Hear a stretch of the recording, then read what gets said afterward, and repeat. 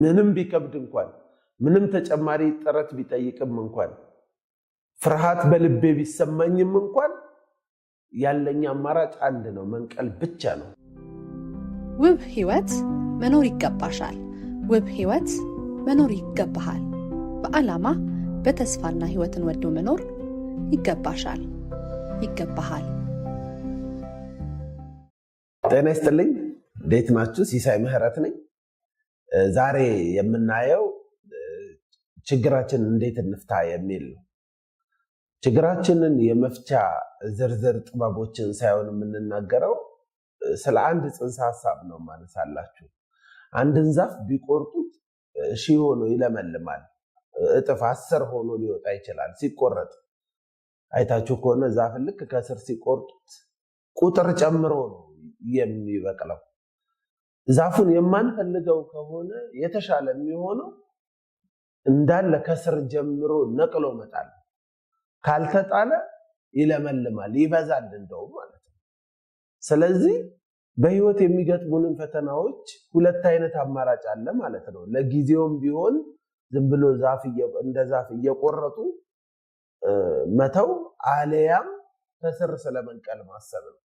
የማንፈልገውን ነገርን በህይወት ከስር መንቀል ካልተለማመድን በጊዜያዊነት ጊዜያዊ መፍትሄ እየሰጡ መሄድ ማለት እንዲበዛ ማድረግ ነው።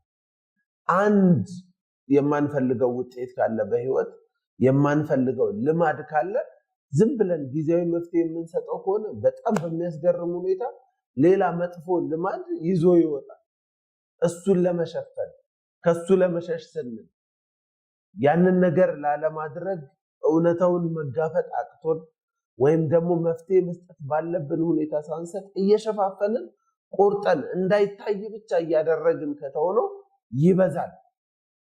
ሌላ መፍትሄ የሌለው ችግር ሌላ እያለ እየበዛ ይሄዳል። ስለዚህ ፈተና ሲገጥመን ወይም ችግር ሲኖርብኝ ይሄንን ያሁኑ ችግሬን የምፈታበት መንገድ እየቆረጥኩት ነው ወይስ እየነቀልኩት ነው ብሎ ማሰብ መቻል አለበት።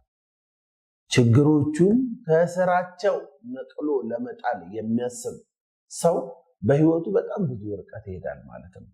የገንዘብ ችግር አለብኝ ያለ ሰው እየተበደረ ከሆነ ቦታ እያመጣ የሆነ ዕቃ እየሸጠ ምናምን የገንዘብ ችግሩን የሚፈታ እየቆረጠ ያለ ሰው ማለት ነው። በእርግጠኝነት ችግሩ ነገ ከ2 እና ከ3 በላይ ከፍ ብሎ ይመጣበታል ማለት ነው። በሪሌሽንሺፕ በእርስ በርስ ግንኙነታችን ከማህበረሰብ ጋር ከትዳር አጋራችን ጋር በዛ ሁኔታ ውስጥ ደግሞ የሚገጥሙ ፈተናዎች አሉ። የእውነት ከስር ከመሰረቱ ተነቅለው ነው የተጣሉት ወይንስ ሸፋፍነን ቆራርጠን ያለፍናቸው? ከተቆራረጠ ብልሚ ነገ ሌላ ችግር ይዞ ይመጣል ማለት ነው።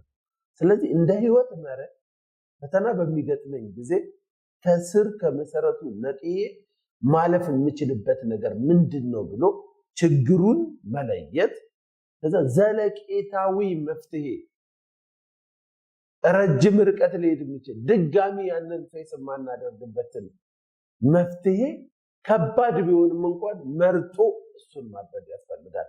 ይሄኛው ቀለል ስለሚል ብዙ ጊዜ ቀለል ወዳለው ቴንድ ስለምናደርግ ነው። ስለዚህ 2017 አሁን ከፊት ይጠብቀናል። በህይወታችን ባሉብን ፈተናዎች አሁን በህይወት ያለንን ፈተና የመቁረጫ ሳይሆን የመንቀያ ዓመት ማድረግ መቻል አለብን። ዘለቄታዊ መፍትሄ ለመስጠት ስንቆርጥ ያን ጊዜ አይናችን የተሻለውን መፍትሄ ማየት ይችላል።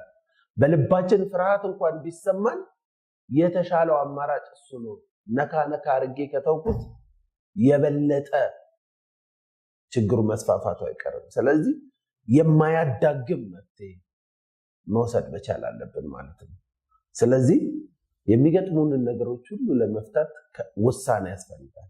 እኔ ከዚህ በኋላ በህይወት የሚገጥሙኝን ፈተናዎች ዘለቄታዊ መፍትሄ በመስጠት ምንም ቢከብድ እንኳን ምንም ተጨማሪ ጥረት ቢጠይቅም እንኳን ፍርሃት በልቤ ቢሰማኝም እንኳን ያለኝ አማራጭ አንድ ነው፣ መንቀል ብቻ ነው፣ ማጥፋት ብቻ ነው የሚል አቋም ማንነት ሲኖረን ብዙ ርቀት እንሄዳለን። ውብ ህይወት ይገባሃል፣ ይገባሻል። አመሰግናለሁ። ውብ ህይወት መኖር ይገባሻል። ውብ ህይወት መኖር ይገባሃል። በዓላማ በተስፋና ህይወትን ወዶ መኖር ይገባሻል፣ ይገባሃል።